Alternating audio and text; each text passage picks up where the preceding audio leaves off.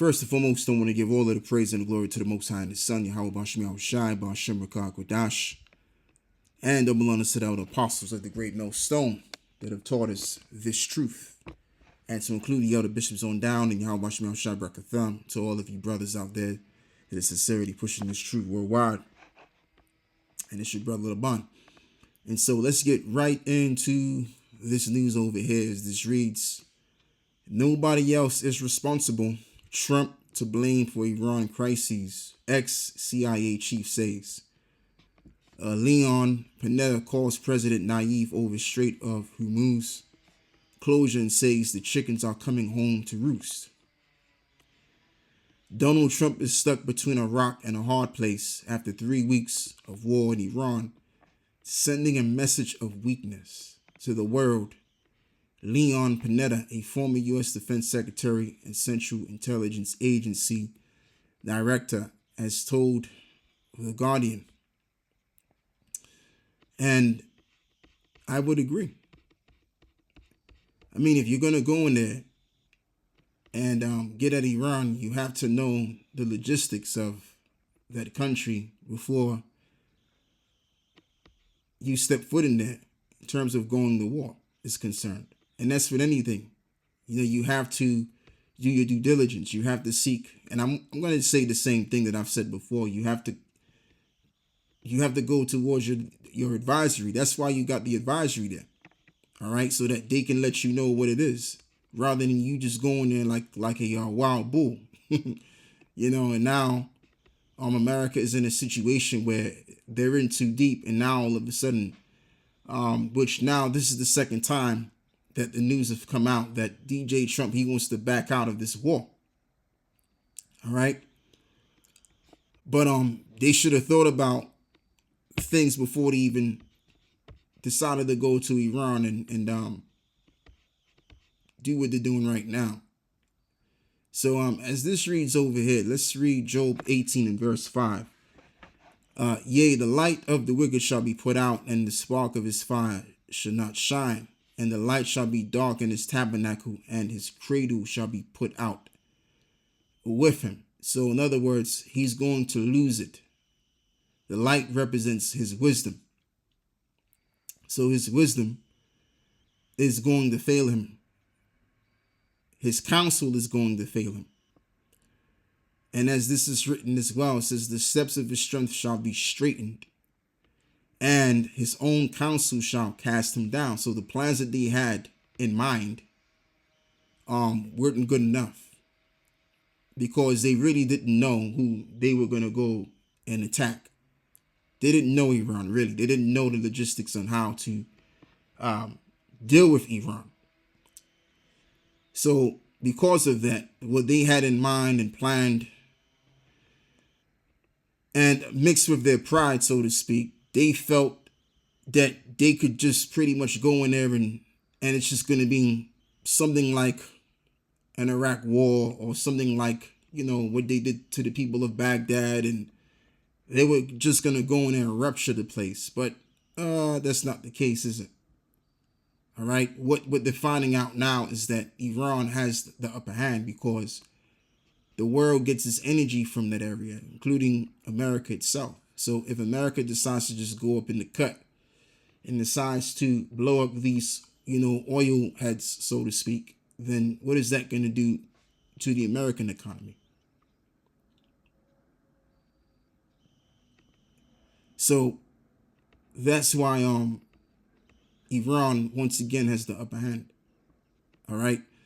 So as this reads in verse 8, for he is cast into a net by his own feet, and he walketh upon a snare, and the gin shall take him by the heel, and the robbers shall prevail against him. The snare is laid for him in the ground, and the trap for him in the way. Terror shall make him afraid on every side, and shall drive him to his feet, especially now that America has been disregarded from nation to nation.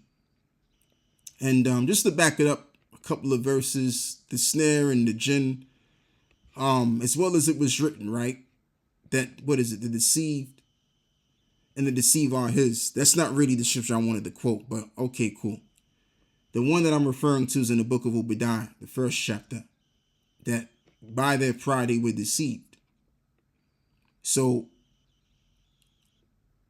Israel in this case decided to influence the American military power to get involved in this war.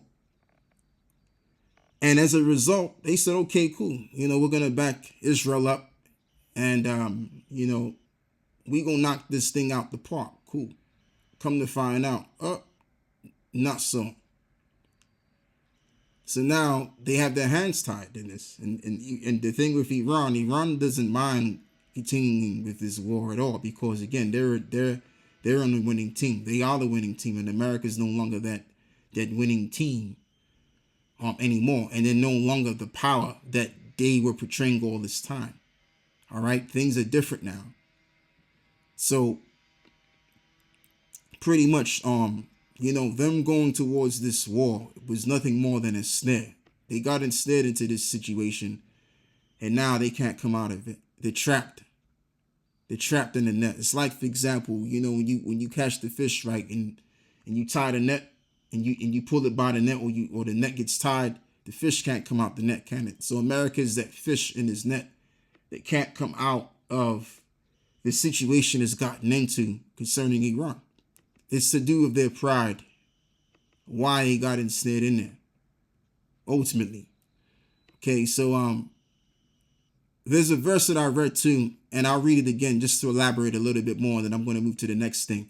As this reads, terror shall make him afraid on every side, and shall drive him to his feet. And why would this very well be the case? Because now the world has left America, and so if the world has left America and America is isolated, now America has to look behind their backs and over their shoulders from both sides.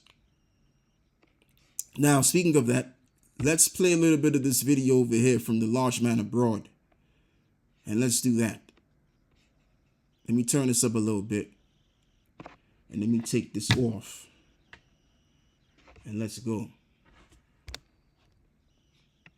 At a rapid pace, and really it's the only logical thing that the world can do. America has turned back to the mindset of the feudal system, and it's toxic to the rest of the world. We're seeing the most negative parts of our political systems. And America has always been a feudal system. It's not that it's turning back to it being a feudal system. It always has been.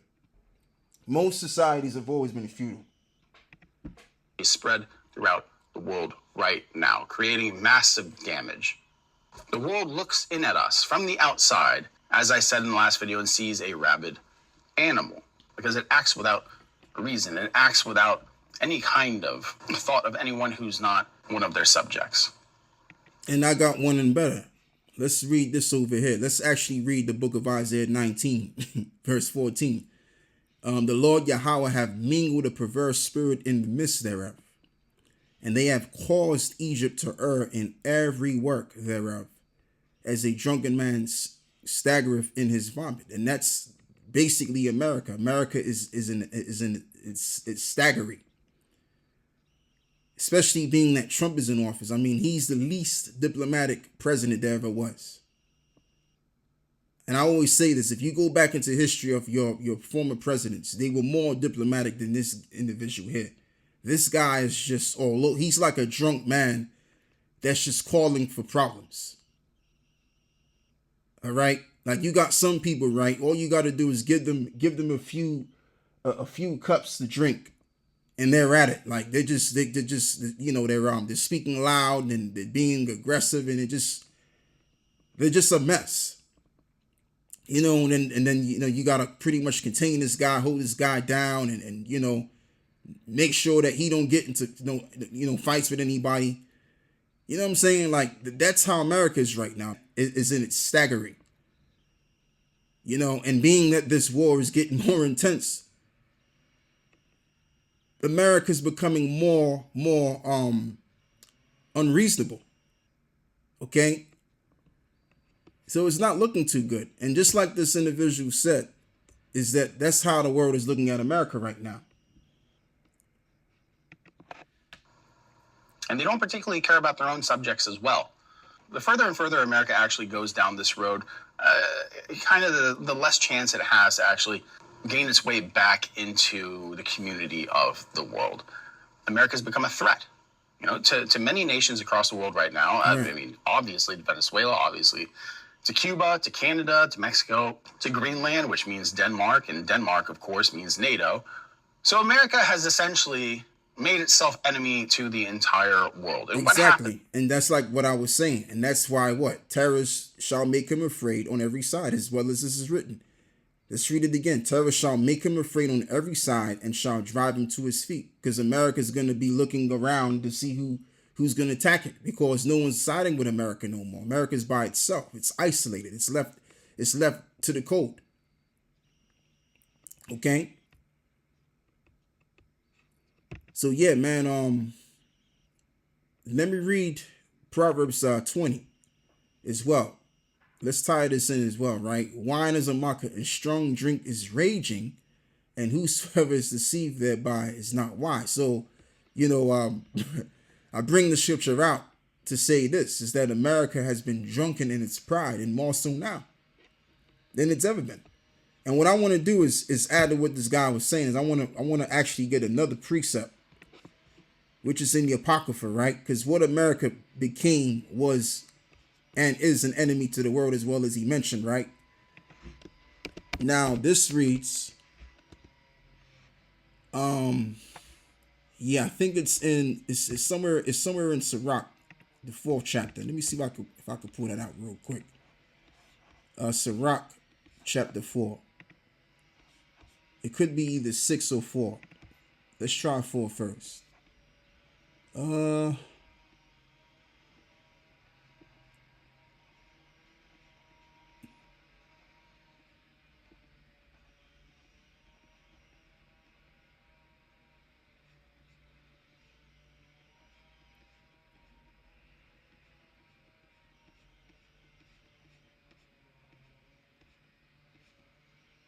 Okay, let's try 6.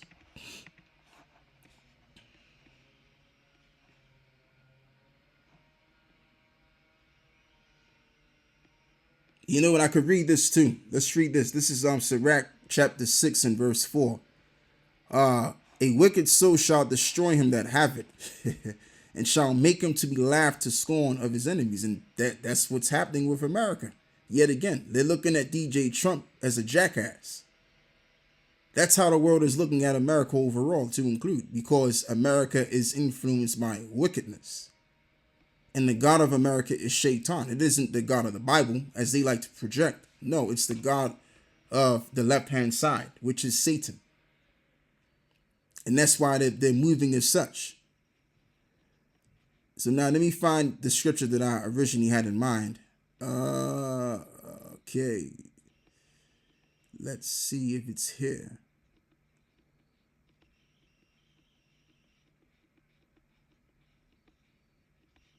Okay, let me just type it in.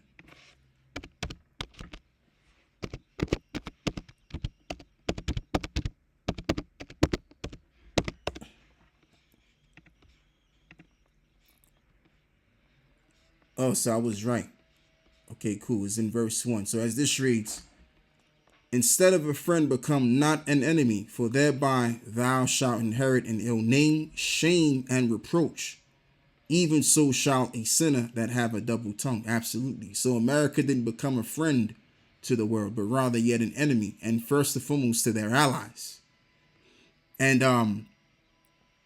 what I'm going to be talking about as well is these Frenchmen. They were talking about how America was going to annex Greenland.